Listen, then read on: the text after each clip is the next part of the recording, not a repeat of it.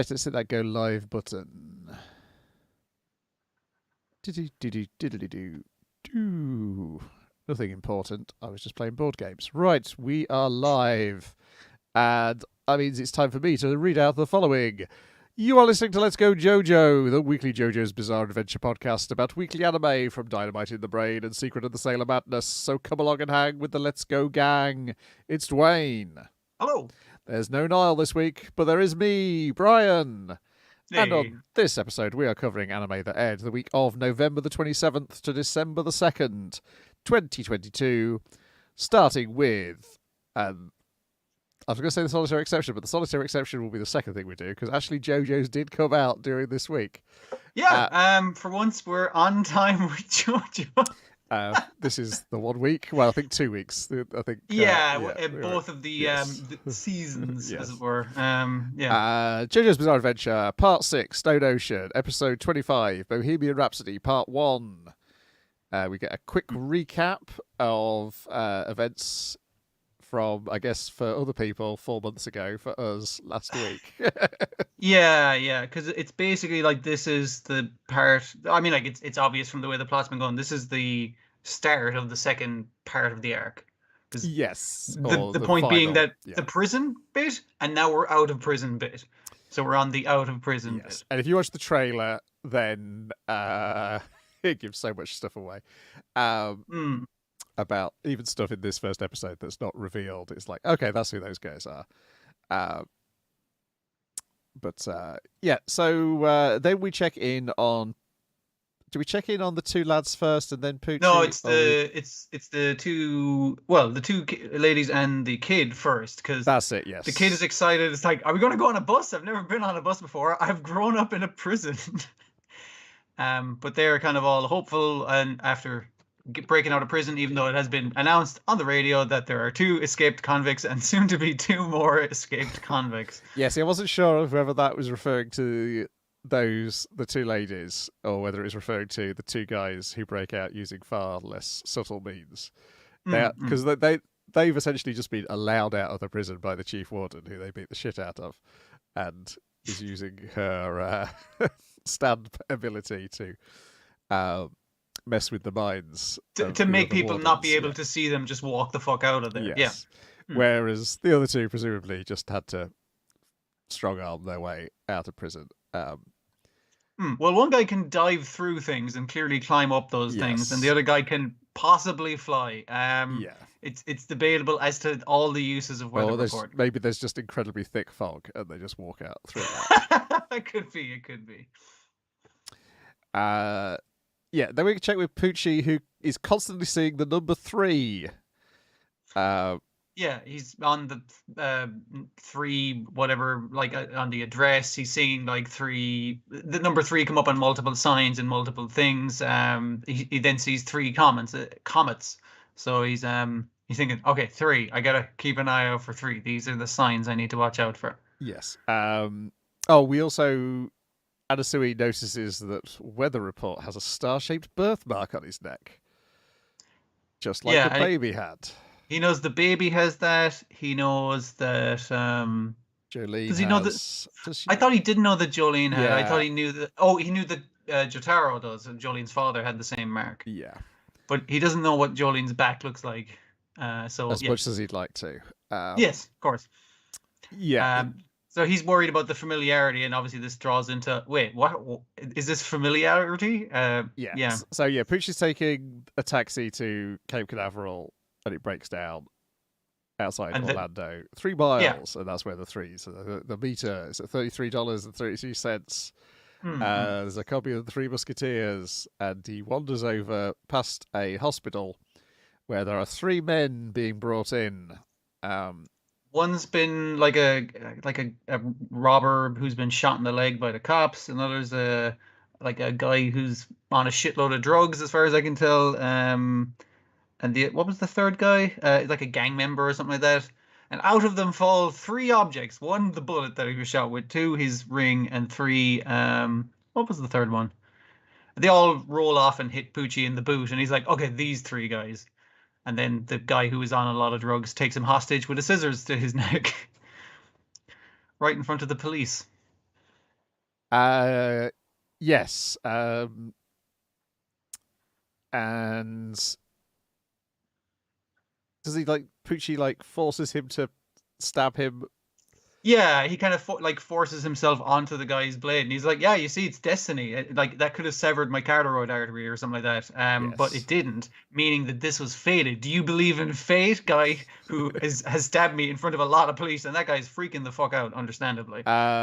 Yeah, the police shoot him, and then something drags him into the bushes. They shoot him through like a do not walk Yeah. crossing sign, and then the little man on the crossing sign is gone, and it Yeah. seems to be that's dragged him into the bushes. Yeah. But this lad also has a star-shaped birthmark. Hmm. Da, da, da, da. And if you watch the trailer, you know exactly who these three men are.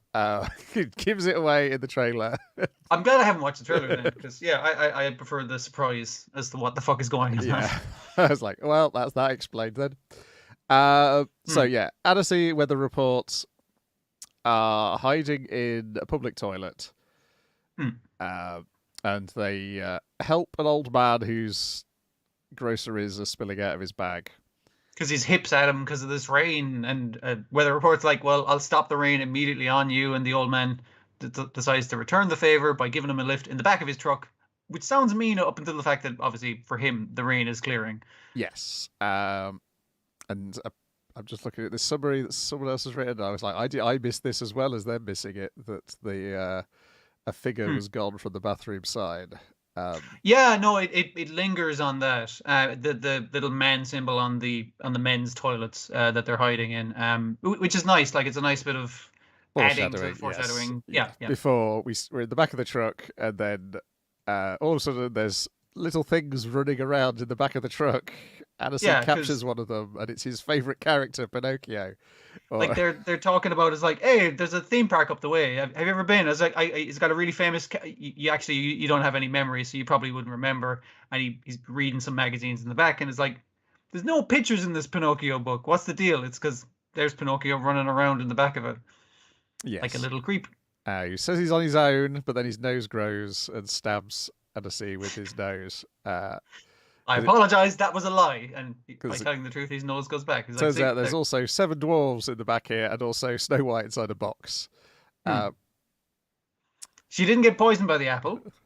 She just ate a hole and caught in her throat, knocked her out. That's what it does.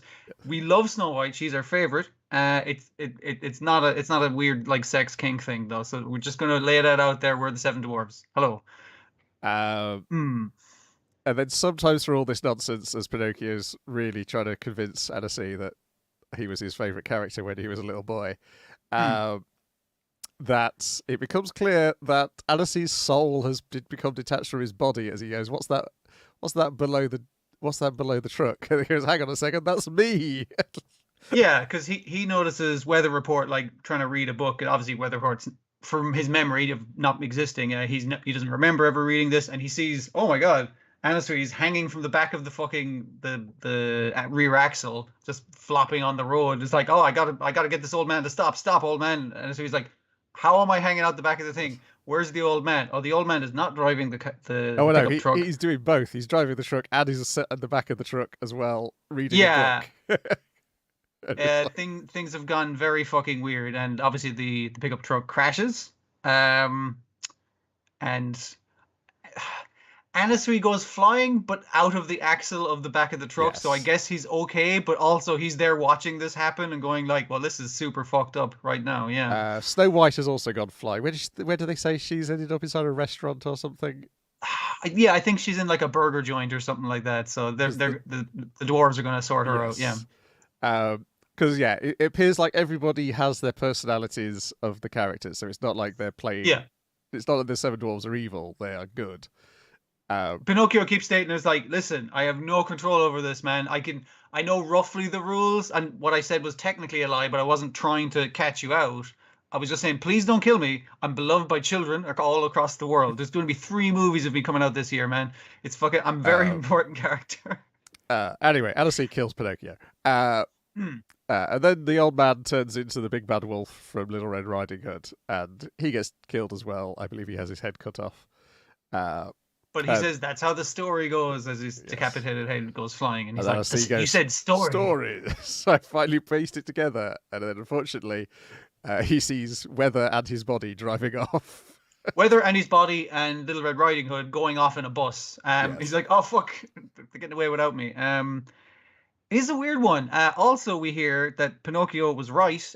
Do not kill any fictional characters you've seen tear themselves as images from flat two-dimensional things. Because besides the news report of 2 escaped female prisoners, 2 escaped male prisoners, Batman is missing. Also, we see some of the Seven Dwarfs' Japanese friends flying in the sky. Yes, it appears to be like a Weather's also like he thinks it's a stand power, but they're like questioning the distance that it's going on. It appears to be like a massive, long distance, wide range of effect power. Yeah, it seems to make two-dimensional figures come to life in your vicinity. Obviously, the stand user is nearby, but it does make them disappear everywhere else on planet Earth. And if you do kill that person, all of their images stay gone, which must have been what happened. Batman's on the loose. Yeah. I think Batman's in nearly the first scene in the next episode, if I remember correctly. Like, what I'm really enjoying about this is obviously with Pinocchio and the Seven Dwarfs and stuff, it's like, that's public domain. You can get away with that shit. But like sticking Gigantor in your fucking background is like, that would have to be blacked out in some of the other fucking ones, like a cigarette or a gout of blood. Because it's like, legality, I feel like you're going to get in a lot of trouble for that. But they don't care. Yeah, the list of ones in the next episode, there's some interesting ones, though. 2 of them have no picture available on the wiki. I guess they just mentioned, we don't actually get to see. Okay. A couple of other famous manga characters from Shonen Jump. If it was Roboco, they'd just show up. Who knows? Yeah. There's a fan sub for if either of us, I don't think either of us do know Brazilian Portuguese. There is a fan sub of the first episode of Roboco in Brazilian Portuguese, but that is it in terms of translations that I've seen available. I think it's licensed on a different Asian website, so maybe someone will pick it up within the next week and we can add it. I'd love to, because it's short and we like Robocode the comics. So, yes, I VPN'd in on the TV Tokyo streaming site and I was able to watch it there. But obviously it's not translated. But obviously I know all the gags from reading the comic. It's a machine gun. It delivers the gags, I think, faster than you can read them in the comic. Okay. It's very. It's only like 3 minutes as well.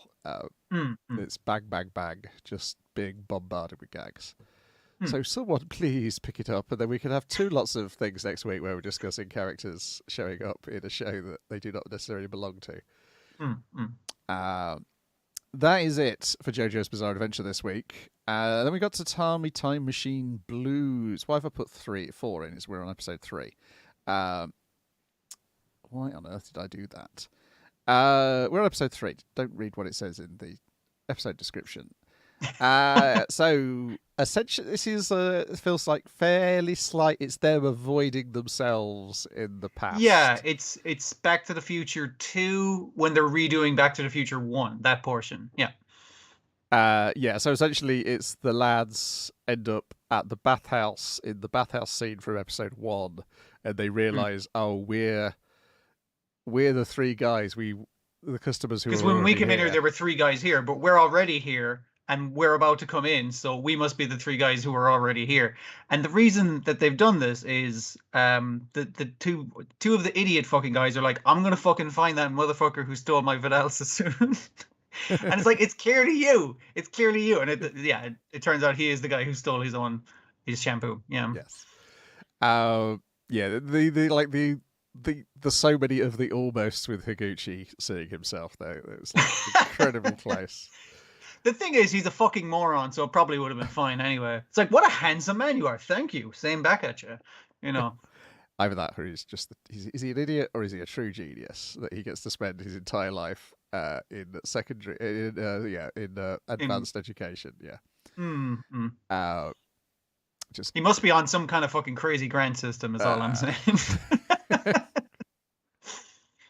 I can't remember the lot. I don't think it's. I think it's a mystery in the first series as well. So I think it just remains a mystery as how he can support himself throughout. Some sort of mysterious yokai who's. Yeah, there's a few characters who could possibly be yokai. There's a little bit with the women.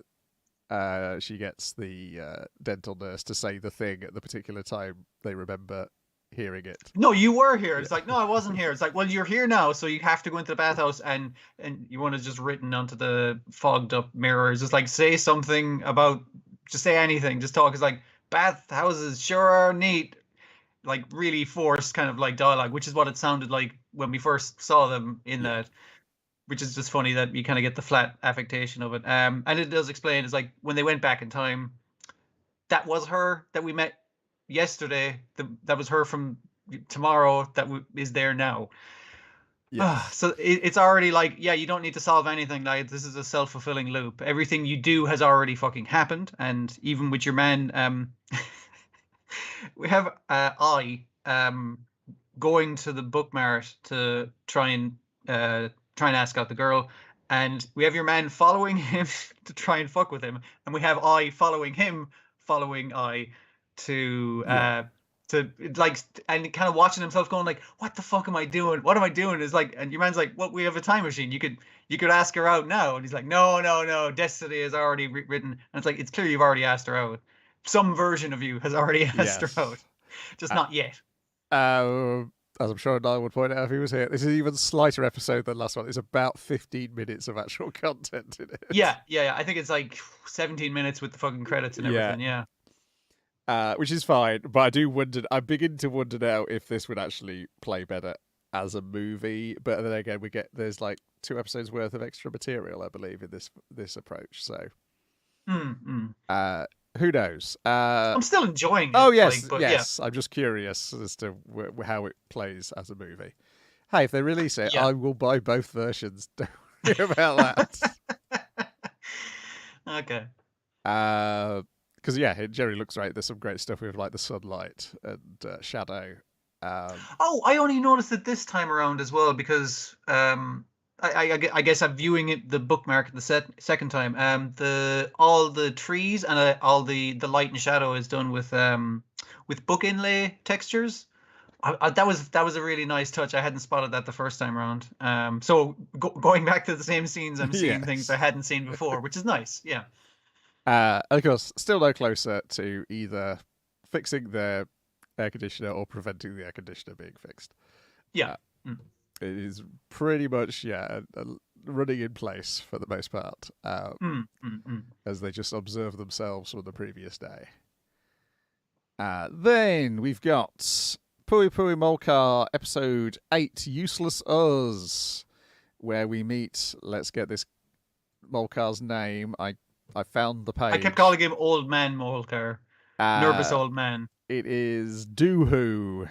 Is this new Molcar who has got like a very fluffy windscreen surround, which makes it look like it's a balding old man. Yes. Yeah. So yes, it seems to be there's like it seems like the first test. Seems like they tested the drivers in this one. This is adding to my thing of this isn't nowhere near as good as the first series. Because it's not. It's good, but it isn't. Yeah, right. It's the storytelling in the first one is much more clearer than it is in this one. Because I was like, wait, so this is like this? She knew this car from before, or is this the sort of car she always wanted? Yeah, it's not clear. Yeah, were those memories that she was having? Is like, oh, the good old times. Like, well, why did you lose your car? Or was this the car you always wanted to have? I think it's the car she always wanted to have. I think, or it resembles the car she used to have. One of the two. I don't think it's her little like dream bubbles. I was like, are those memories or aspirations? I wasn't sure. Yeah, I think because she's carrying around a plush, that it might be aspirational. Sure. Yeah. That she's found. Unless it's a plush to identify. Have you seen my car? Yes. So basically, the punchline is there's the Molcar who's not very good at driving, and the driver is not very good at driving, and they find each other, and they are the useless us. And she takes the Doohoo home, and Dooku's who's very excited to find like all these Molcar toys and play area outside her house. The other thing is this the first time we see the human form of the instructor? I think so. Yes. Who's wearing a big jacket in order to look muscular, which is very funny. Yeah, a lot more interiors in this episode. I see that the shark was George. Was the name of the shark last week? Good name. Next week we get Space Popom, Space Shiromu, Cosmic Peter, Space Chai, and Space Jelly, as I believe the Molcars go to the moon. But yeah, there we go. I feel like this is... currently I have Poo Poo Molcar as like my favourite anime of all time. This may have dropped it a bit. Yeah, I mean, like, I understand why they... As an overall list of things. So Space Dandy, I think, may be back at... Also, the other reason why I was looking at like all my favourite anime from the past 10 years, and like so many of them have creative connections to Space Dandy, and I was like, yeah, Space Dandy may well still be my favourite again. Because like the first season of Molcar is like basically fucking perfect. It's perfect, flawless. yeah. But like this is obviously, we need more Molcar now. It's fucking we need to hit it while it's hot, but it is very difficult and time intensive to produce. Plus you've got the original director is setting up that other studio at the same time. Like there's a lot of difficulty with trying to pump it out without reducing the quality. That's basically impossible. So this has lowered the overall quality, and this is still good. It's still good, yes. It's still fun. It's more Molcars, but yeah, it doesn't have the same sort of storytelling. It's not as high level, as it used to have. Then we go. Welcome to Demon School Iruma-kun, Season 3, Episode 8. Can we make 100 friends? And the students I'm proud of. So the first part is God, I can't remember these guys' names. It's the Shaggy Swordsman and the guy who's asleep all the time. That's it. And what's the fucking pointy-headed guy's name? Begins with an A. I'm currently looking up the names again. Because the girls keep, mostly the one girl whose name I also keep forgetting, keeps referring to him as, not Asmodeus. No. God, what's the beautiful Bishonen legendary prince of the demons? And... He's Agares Pissarro, is our sleepy boy. Okay. Yeah, his my area is his ability, and we discover that the house that everyone's run into is his bed. He's trained his magic and then we get some flashbacks to them being trained by Lady Vipar, and like the pair of them, Agares is a little prickly and he thinks he's fallen out with Garp, but Garp is a great friend, and therefore he goes, yeah, we had a falling out, we're still friends, don't worry about it. And the girls are kind of like, wait, so are these guys friends, or do they hate each other? And it's just like, one guy's like super nice, and obviously as the title is, his goal is to make 100 friends, and he's not doing this half-assedly. He will be at your beck and call even when you chew him out and that kind of shit.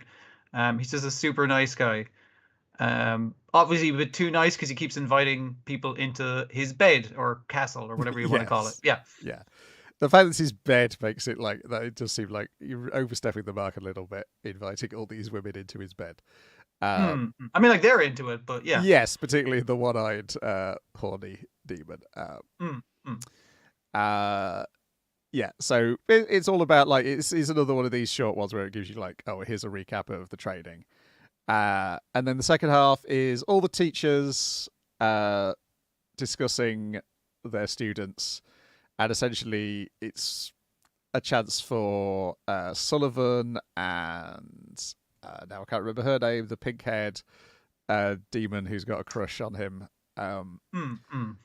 Yeah, putting those two characters together, and then the pair of them just yakking about how great Iruma is. Yeah, because initially it's the other super demon trainer guys in a tent, all having drinks and food, and just like, oh yeah, obviously the kids I'm training are the best at this. They stand the best fucking chance. And everyone's like, fucking excuse me? I think you find my kids are better. And her being really shy up to the point where they kind of diss Iruma. And it's like, nah, motherfucker, I trained them good.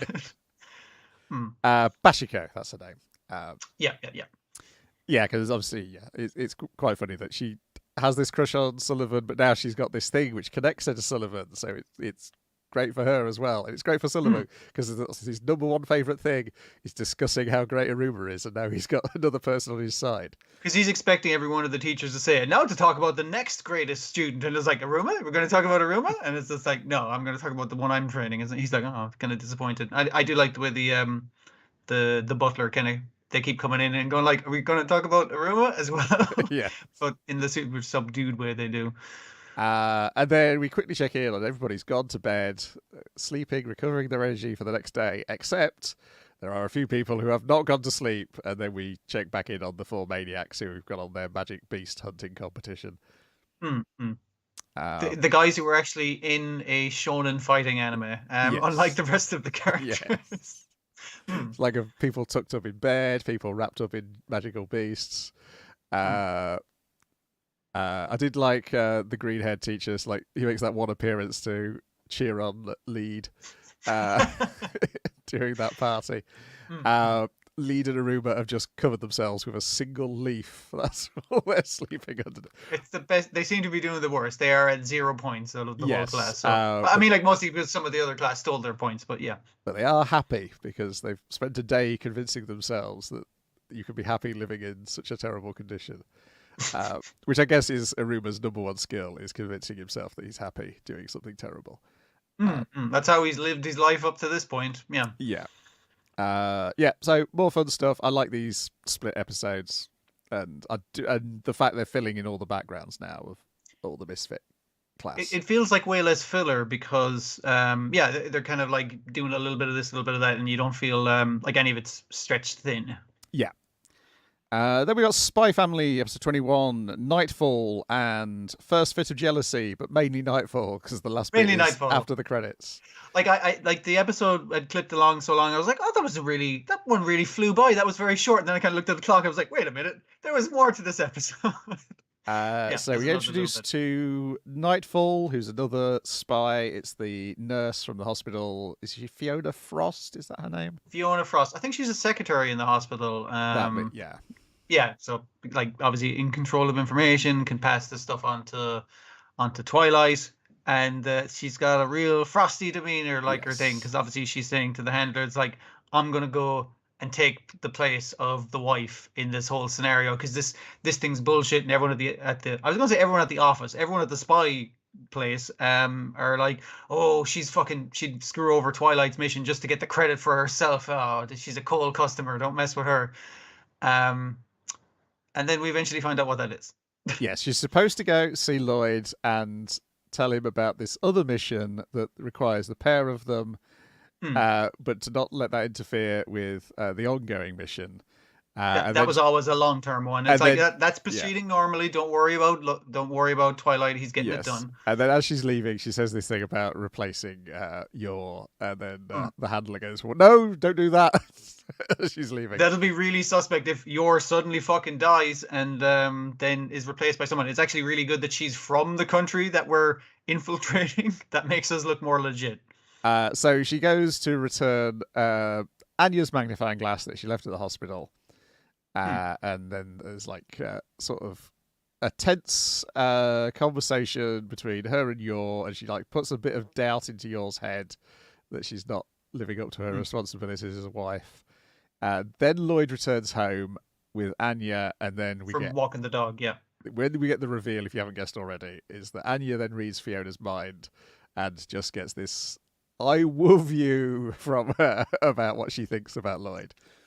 Like the thing that we're obviously going to get from this is a lot of people trying to make their own spy manga and then animes and that kind of shit. But what the show really excels at is people thinking one thing and saying another, and not understanding the thing that they think the other person is saying or thinking, and misinterpreting that in their own way. And it's just this like going in one door and going out the other, kind of like comedy of fucking errors of people misunderstanding each other. That's very fucking funny. It does it so well. Yes.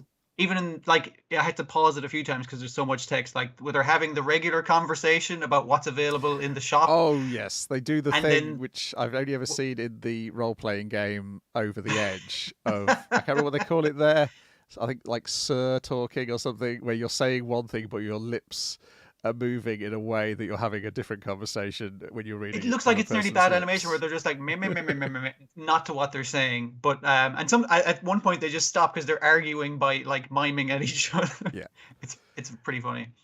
When she's in the midst of her reverie and outside her head while still remaining really calm on the outside, we do get Anya going, "This lady is wild," is one of Anya's thoughts.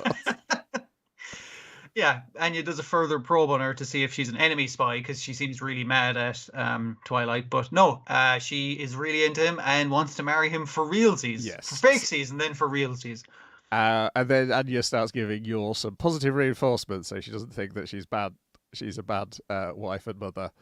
Because Yor has put it into her own head that before she finishes it, it's like, oh, he's always complaining about his wife is doing, and it's like, oh, it's because I burnt the breakfast, isn't it? Yeah. And she has a whole reverie where, an anti-reverie where she imagines, it's like, wow, you're a much better wife than my wife. I'm just going to leave her. And it's just like, oh my God, my fake marriage is falling apart. I'll turn her into the government or something like that. I remember why Anya does the positive reinforcement though, is because she reads Fiona's mind and sees what Fiona has planned for Anya in training her, and she's like, I'll whip her into shape, literally.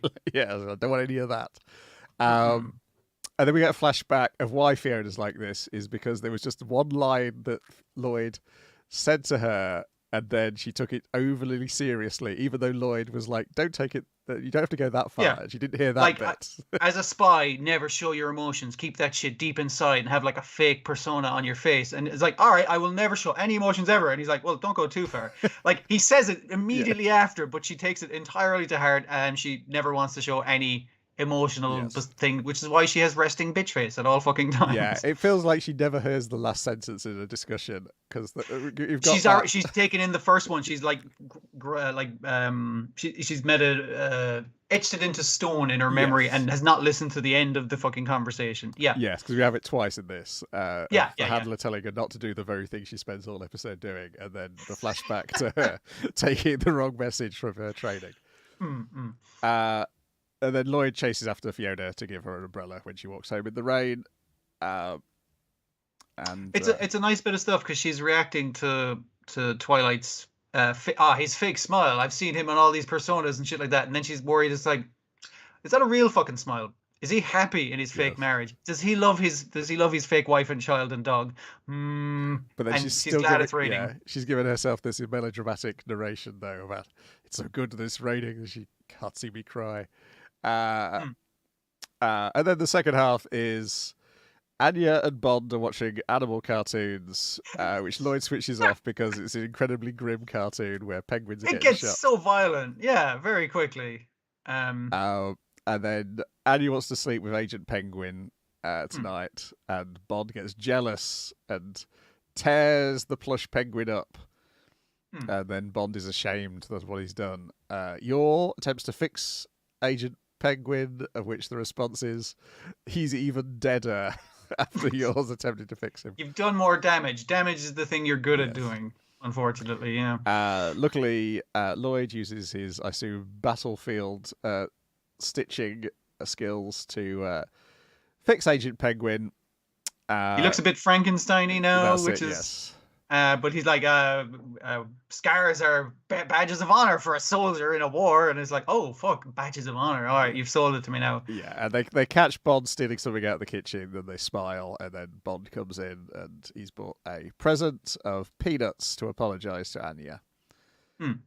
And she forgives him. There is a peace treaty between penguins and dog kind, and it's all going to work out. And then Lloyd's like, if only peace between East and West were as simple as this.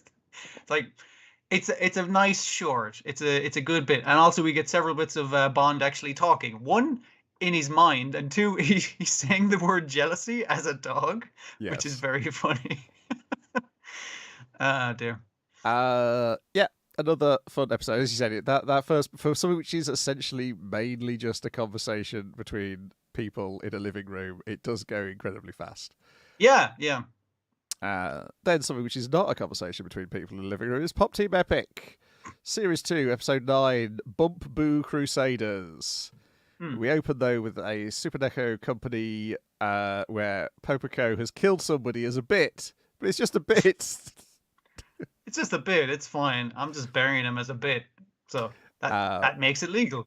Then we get Bumbu Crusaders, which is produced by ? Going to Twitter. So the character designer and animation director is Noriko Ito, as they tweeted that they had done that. It was retweeted by Parako Shinohara. There was another tweet claiming that Parako Shinohara is the director and storyboard artist. If you match those two names up on previous productions, they are both Mappa productions. So I'm guessing it was Mappa did Bumbu Crusaders, which is essentially a parody of, is it Bebop High School? It's the Logos Bebop High School parody. I know that. Yeah, it's one of those tough guy high school type situations. But like the level of detail they went to make it look right, and there's actually some genuinely good old-fashioned looking animation in it. Yes. One of my favorite parts, though, and this is just such a nice like chef's kiss touch, of the yellow subtitles. That was very nice. Yes. I did like that. Now, of course, on High Dive, you can set your subtitles to look like that all the time. Which I do. I do as close as you can get as well on Amazon as well for that. It's a sort of early 90s OVA look. So where the bubble has burst, so it hasn't got extravagant amounts of money spent on it, but it's got that image. It's essentially about Cthulhu and his best friends, Popico and PPB. They were all the delinquents. Two toughest guys in the school. They get in trouble with another gang who are led by a guy who wears his glasses on a chain, as I currently do. But I'm a middle-aged man. I should be doing it. Because this guy also looks like a middle-aged man who's going to... I mean, like, yeah, it's that era of, it's like these very tough high school students look like middle-aged men. Yeah, so maybe that's kind of the joke, but maybe it's a tough guy wearing a chain. It's like, not if you're wearing it on your glasses. That's not a tough guy look. It's a classy look. It's not a tough guy look. It's a lot of fun. Then there is Junichi Yamamoto with the girls doing an advert for the Washuzan Highland amusement park. I went to the website. It is crunchy as fuck, and I'm not sure if those people are in blackface. So the images were too crunchy for me to tell if it was racism. It's a Brazilian-themed theme park. Of which is, I believe, memed a lot in Japan for its general shoddy-looking nature.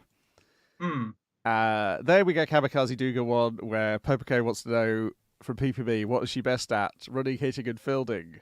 Running, hitting, or fielding. And PPB says, well, there's one thing you're best at, and that is running, hitting, fielding. She's merged it all into one thing. Also, you're short and blonde. There's the one from Kamikaze where Popico is climbing on a tetrapod. There, Akbu has a mysterious crop circle. UFO appears and draws an incredibly bad crop circle and gets yelled at by the girls. There's another Kamikaze one, which is, I believe, one of the online Final Fantasy games related, where Popico's doing... it's something about trying to tell the difference between this version of the boss arena and this version of the boss arena by taste in this case. She's going to do a floor sommelier check. And then the ending theme is by Super Neko Company this time, and it is Popico chasing a mini 4WD car, but it outruns her and then goes around the world sending postcards back to her. I think it's a reference to the Let's and Go opening. Oh, I was thinking Amelie, but yeah, okay. That makes more sense. Because that features the characters chasing after their cars as they... Because I compared it to Dash Danpei, which is the 80s one. I don't know what... I don't think I've watched Dash Danpei. I've referenced it. I don't know why the characters are all carrying street hockey sticks. Was there something with the Tamiya mini 4WDs in the 80s where you were hitting them with street hockey sticks rather than putting them in the tracks? I mean, I know at the same time street hockey was really popular in our school. But I can't remember anybody ever combining the two things. Could be, but it might just, like you say, just be the popular things. Yeah, and they don't use those sticks when you go in Yakuza 0 and you've got that whole sub-story arc involving off-brand Tamiya Mini 4WDs. Yeah, I'm bamboozled, but this seems more Let's Go because they don't have ice hockey sticks in Let's Go, and they're running after cars. Because I was like, I know this imagery from somewhere, and there are only 2 anime about Mini 4WD cars, so it's got to be one of them. And I think some of the voices might have been in this as well. I think maybe it's in the next episode. I have to check. I know there's one where was Nyarla Thotep in this one, or is that in next week's episode? I know this week's one was the related thing was Evangelion, obviously. Yes, because it's all the Evangelion cast, pretty much. Yeah. With like the guy who's seal number 1 subbing in for Kill Lorenz. Yeah. So yeah, it's Shinji and Asuka in the first half, Gendo and Keel in the second. Yeah, I think, but I'm sure I saw something about somebody from Let's Go, like some of the other guest voices also linked up. But I can't remember if it was this one or the next episode. And Let's Go was one of the connections, which was like, maybe that's the thing. Maybe the end things that are also have secret connections to things that I've not been picking up on before. That's entirely possible, yeah. Yeah, I'm sure there's probably some sort of blog or wiki someone's built of all these references. And yet these references are much less than certain episodes of Hey Bot. Yeah. There is the video game one, which somebody counted 80 different references in a single episode. And I guess, Jesus. I mean, it's because they're only using half an episode to fill the references up. And then we get the usual stuff of like, why are you buying, what are you spending your money on instead of buying the Blu-ray, which seems to be the... I think that's the standard script they have from them, and then they can ad-lib off that or something. I guess they give them a prompt. That's like, talk about this thing. And because sometimes they get great just chat out of them where they're just like, man, that was really fun. I haven't seen you in ages, which I always like in DVD commentaries and that kind of thing. So it's nice to have at the end of the show as well. Oh, yeah, it might be next. Yeah, because next week it's Bakuman. It's the Bakuman actors are doing the male part. Okay. And the women don't have a role connection, but I think they're related to the Takishobo publishing themselves. But also, one of them used to have the same name as the other one. That's enough of a connection, I guess, that they got confused for each other. Yes, maybe that's a thing. But maybe they're... But I was looking online because I was like, what's the connection between these two? And people were seeming to struggle with those two. So I think it might be next week that there's additional connections with some other people on there. It's Pop Team Epic for this week. It's enjoyable as always, but it's like 3 more episodes. Are they gonna? I was like, we've had none of the stop motion, but I remember that the stop motion people did work on Gal and Dino, didn't they? Because they did the ending credits for that, so and that's just. Are they doing stuff for that? Maybe. Yeah, I'm just wondering if they're gonna come in and do something bigger. That's kind of what I'm hoping for. Is like maybe they're just going to do a much bigger thing than just a music video for one of these. Like doing the full flip book episode as well. Yeah, I do wonder whether they could pull something like that off.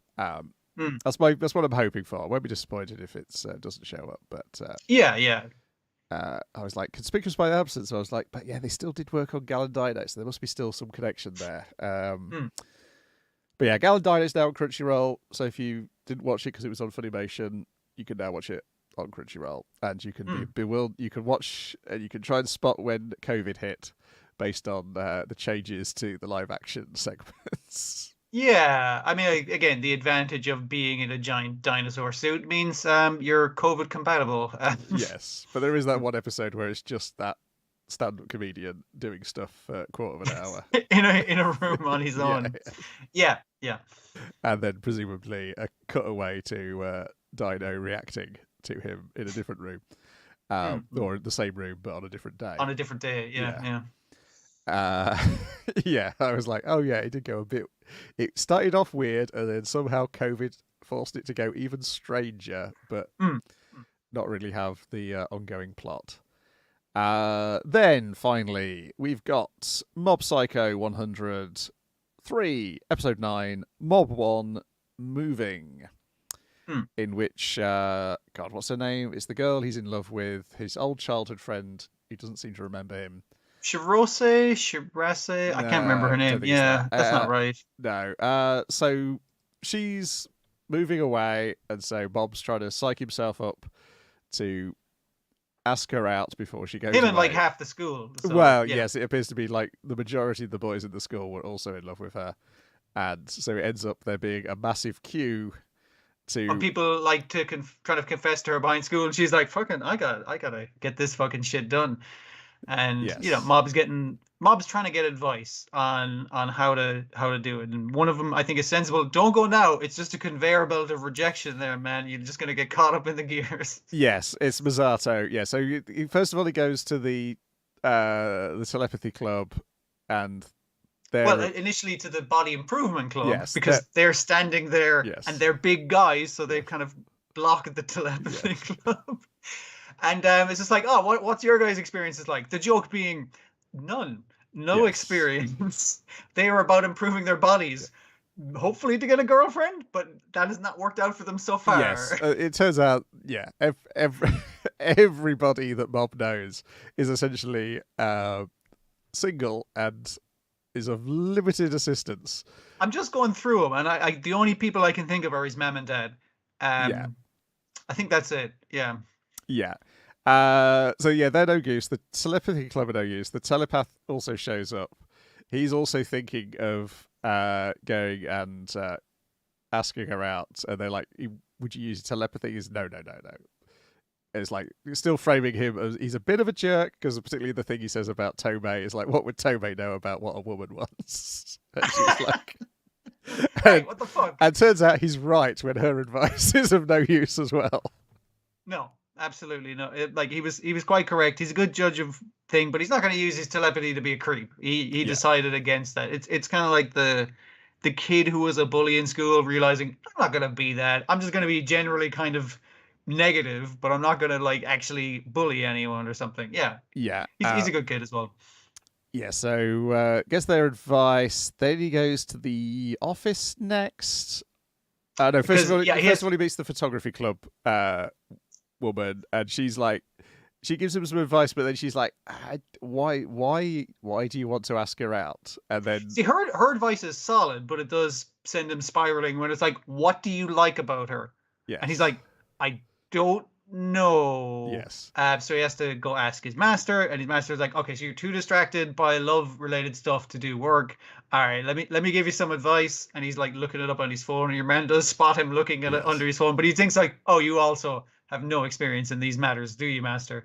He doesn't think Reagan is a liar. It's like, he's just trying to help out a kid. That's fine. Reagan then later admits that he is a liar, but he shouldn't tell Bob to lie to a woman. He's like that. A person like me, that won't suit him. A person like me would have to use lies to attract women. And then the other guy just point out that he is very popular with the older ladies who come and hire him.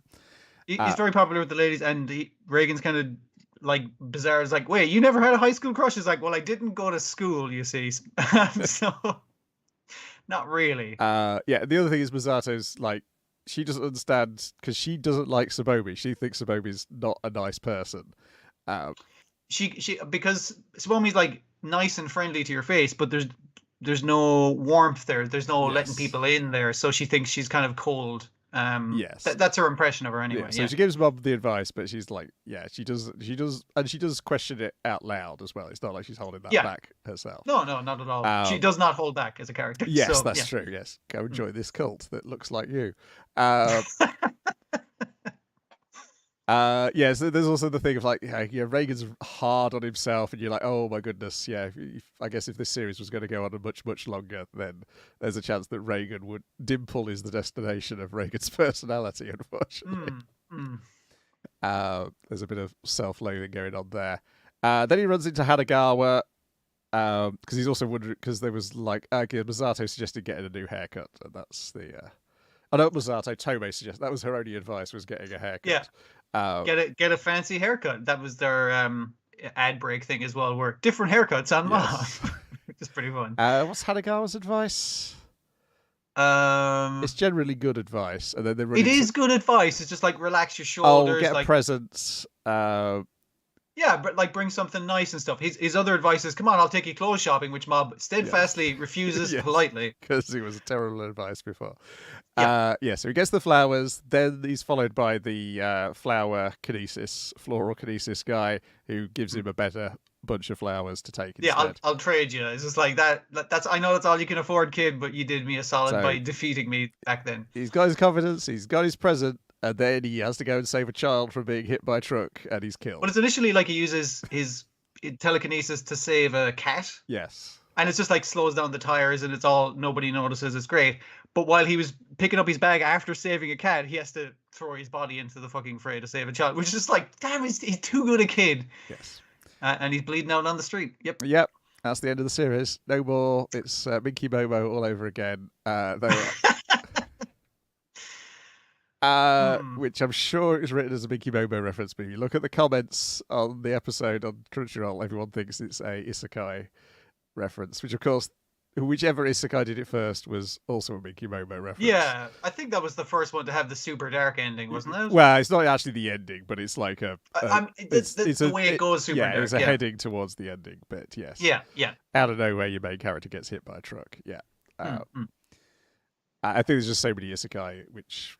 Like, it's so old, like, people forget that that's how Zombieland Saga opens. Like, that's the joke with that. Like, it opens with the character dying and then becoming a zombie. Yeah. Though the timing of that is much more comedic than it is here in Mob. This is meant for dramaticness, much like Minky Momo. Yeah. And then presumably next week things go terribly wrong. I mean, like, they already have, so yeah.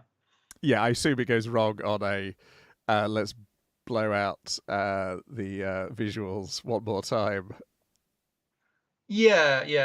I like it. It was a nice things going wrong because everything was fairly nice and like a kid trying to figure out what he wants to do with his life. Like in comparison to last week's episode where things go wrong, but everything turned out fine in the end. Yes. I guess. Like it's a little like I mean, like he seems to have been infected by aliens, but he's fine. He's going home, so everything's okay. Whereas this is like, oh, that's really bad. And you have the only thing of dread in the episode is people have normal conversations with Mob and his meter's just ticking up. Yes. Beep, beep, beep, beep, like just a little bit, but it is constant is the worry. But there's the comedic stuff with the queue of boys also wanting to, it was like that also establishes like, oh, Mob's problems are just a typical problem for a boy his age in this school. Yeah. So it's just made worse. He has a prior relationship with her, which is your one is actually impressed when he's like, "Oh, you're going to go meet her in the park." He went to his kids. It's like that's a nice touch. I like that. Yeah, because it's more personal than just confessing to her at the back of the school, like every other fucking guy who fancies her. Yes, because the photography club girl points out, you'll just be another part of the conveyor belt of lads getting their hopes crushed. I even like contrasted with his brother worrying about him and his mom trying to listen in on the phone conversation and that kind of shit. You know, it's nice. It's normal and grounded, and that's why the ending is like normal and tragic, if that makes sense. Yeah. Yes. Yeah. I presume all hell is going to break loose because it's not come up, has it yet, in this season? The other Mob, the one which occasionally takes control of his body and uses his psychic powers at full blast. Yeah, the wild one, yeah. Yeah, have they called it question mark? I think they have in the past on the screen. They have. I feel like it's come up at least twice, I think. Yes, I think it has happened once each season. I think he finished off the head of the psychic bad guys in that form before. So I think that's what they have to deal with next week, which I guess will then mean they can bring all the characters back as they have to battle Mob for one last finale, and then that'll be it. What will we do next? We have to wait to see what the director does next. I can't remember who the Mob Psycho director is. I know they worked on other stuff we've liked. Yeah. Definitely. And the writer's definitely written loads of stuff we liked. Did it switch directors on this season? Maybe. Let's have a look. Did it? No, I think it might have added a second director. I think is what they've done. Okay. Mob Psycho 3. Yeah, so his chief director is Yuzuru Tachikawa. Director is Takahiro Hasui. So what else have they done? Director is Decadence. That's the pair of them. The writer and the director did Decadence. Yeah, that was. There you go. Yeah. Yeah, and they did Billions Death Parade, which I think Niall likes. Did Case Closed, Zero the Enforcer. That's a good Detective Conan movie.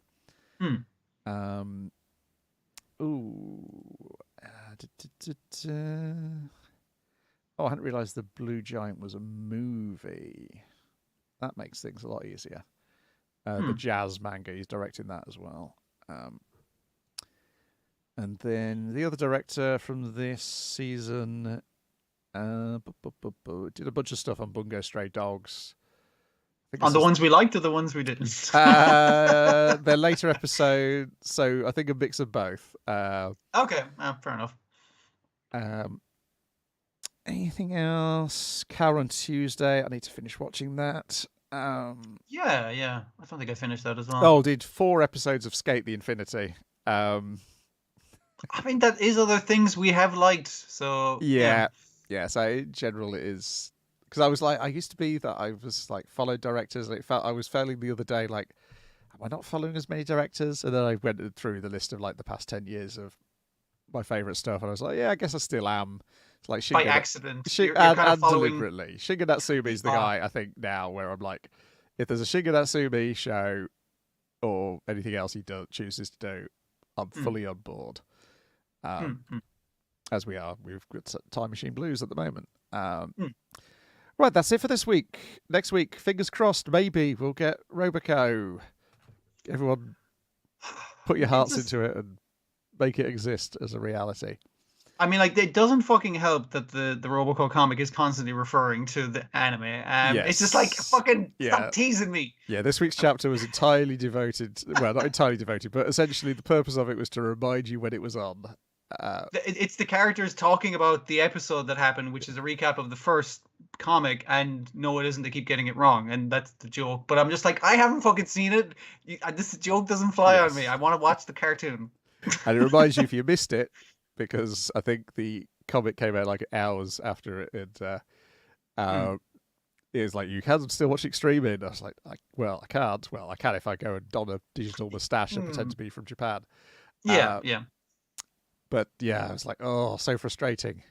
But that's the thing I was worried about with Funimation buying Crunchyroll. I was like, I bet Funimation aren't going to go after shorts. It was never in their wheelhouse. Crunchyroll used to be the place for shorts and everything, and obviously that fucking died when we didn't get no more Bono.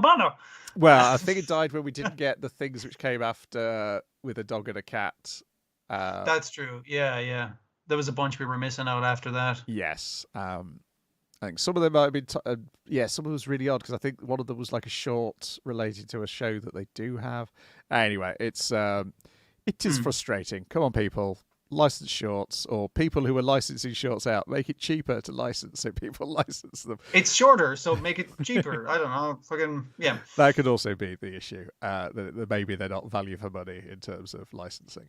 They're charging you the same licensing fee as they would for a full-length show, which would fill more time. So, yeah, it could be something like that. Something like that. Oh, just please stick it on YouTube outside of Japan or outside the other countries you have licensed it. Just, I want to watch Roboco. Who knows? Maybe, bizarrely, Netflix might be the place to save it once it's all aired. Yeah. Could be. Because obviously they picked up Poo Poo Molcar. Maybe they're the place for shorts. Or Disney, because Disney goddamn get Studio Ghibli to produce themselves a 3-minute short about Grogu. So who knows? But yeah, give me more shorts, please. That's it for this week. We're back next week, hopefully with Niall, all things being well, unless he has to keep the TV on. And that's it. Nothing else new, I don't think, or maybe there is. There's there was, bound to be something sneaking up. yeah, on us, there was a thing I forgot. We were discussing this last week, and that is that Lupin Zero, and I don't know when that appears. Yeah. To keep an eye out. I don't think it's announced who's gotten it or anything, is it? No, but No. following the Okay. logic, it should be High Dive because they've got all the Lupin If stuff. they have the other Lupin license, yeah, probably. But they do not seem to have announced it as far as I'm aware at the time of recording. Oh, it does have a date. I do have a date in my spreadsheet. 16th of... So it'll be the week ending the 16th. So it won't be next week's episode. So if it has dropped somewhere, it'll be in a fortnight's time. Okay. Roboco would be for next week if it shows up. Yeah. Even fair means off. I mean, the fact that we got Portuguese... Brazil Portuguese fan sub, maybe we'll get an English fan sub. Hopefully. Yeah. But of course, Roboco is also a very divisive property, so there's a chance that... Are people mad about it, or...? Check out the comments on when things get posted about it on Twitter, either from the actual Shonen Jump or the unofficial Shonen Jump news thing. There's always people who are complaining about it. There's also always people who go in with their fandom of it super hard to annoy the people who are annoyed by it. I am glad I'm unaware of both circles and their interactions. There's weird people out there who take personal offense when a show they've invested, or a comic series they've invested so much of themselves into, even though they had nothing creatively to do with it, gets parodied. They can't handle it. Yeah. I mean, like, if I don't like a thing, I just ignore it, and it doesn't matter to me. It's a thing on the restaurant menu that I'm not going to order. It's fine. I don't care. You add to that, because we now get so much Shonen Jump stuff, there must be people who foolishly invest too much of themselves in a new series. Yeah. And then Only for it to be it gets mocked, cancelled 17 chapters in, and then they look and they see Roboco is on 100 plus chapters, and they're like, yeah. If you don't find Roboco funny, then you might be going, what? My world is upside down, and I'm angry at Roboco because it does not make sense on a fundamental level in my brain. Yeah, and it's the same people who are like, I see Teen Titans Go has been put up, and I'm mad that Young Justice has been cancelled, even though those are different people working on different fucking shows. They have nothing to do with each other besides the fact that they're both DC, which are both part of Warner Brothers. That's it. Of course, the difference there is that Teen Titans Go then continues to wind up those people. I mean, I guess that's the Roboco problem as well. Yeah, it is going to take the piss. No, because Roboco never takes the piss. Roboco loves Shonen Jump as a comic. Yes. It fucking loves everything Shonen Jump. Yeah. The main character besides Roboco is Shonen Jump crazy. That's the point of it. So yeah. Yes, it's a series which absolutely loves Shonen Jump. And obviously Teen Titans Go, and it never mocks people who don't like Roboco, which is the difference between Teen Titans Go. Teen Titans Go has the brass balls to go, all these people hate us, and so therefore we're going to continue to make episodes which calls them out. If you just ignored it, they'd stop taking the piss out of you. And also, even if you ignored it and they did take the piss out of you, you wouldn't fucking know, so your life would still be beautiful. It's an easy thing to do, but people don't. Yeah. No, and it's a glorious thing, because the fact that it's massively successful to the point where I suspect at some point they'll just shut down animation production at Cartoon Network and just play repeats of Teen Titans Go. That, like they used to show Yogi Bears and stuff. Yeah, for sure. That's it. Back next week. Goodbye. Bye. Hit that stop button.